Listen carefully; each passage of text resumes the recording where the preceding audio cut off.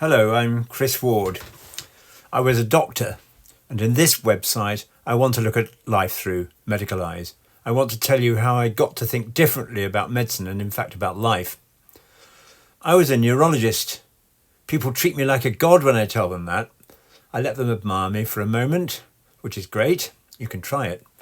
But then I explained to them that I wasn't a neurosurgeon and their faces fall. They look still more disappointed when I tell them the kind of neurologist I actually was. I worked very happily and I hope fairly usefully among conditions like MS and Huntington's disease. Some physicians find these kinds of things rather boring because they go on and on without any prospect of a cure. How did I get into this zone?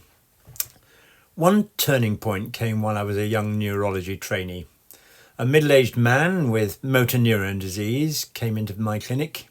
I knew him rather well, actually. I'd been seeing him several times over the last 2 years.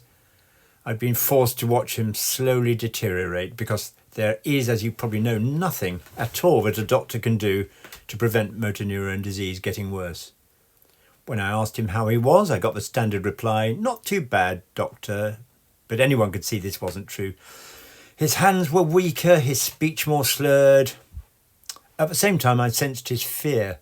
The unspoken question was, "When will I die, doctor?" But as usual, we stayed away from anything like that and organised another appointment. "I see you've been coming twice a year," I said, looking through the notes. Yes, you're getting worse, so how about we say 3 months? Off the poor man went, and then a shocking question occurred to me. What was I doing? Why did I need to see him in 3 months rather than 6? I had nothing to offer him. Why see him at all?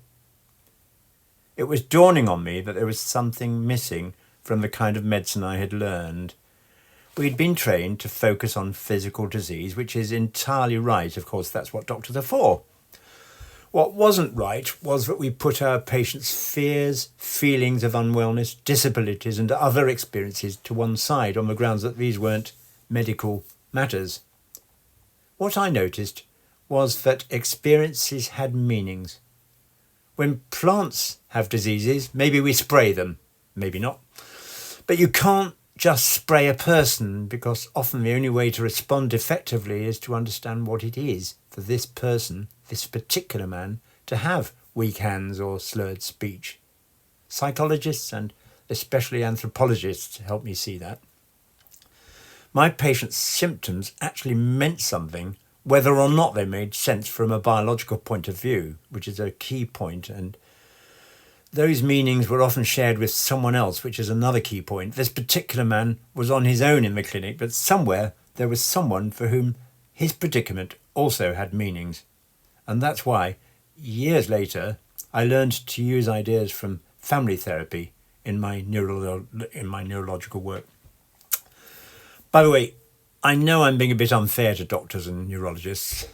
Many of them would understand exactly what I'm saying, but the system they work in doesn't help them to think or act outside the physical box.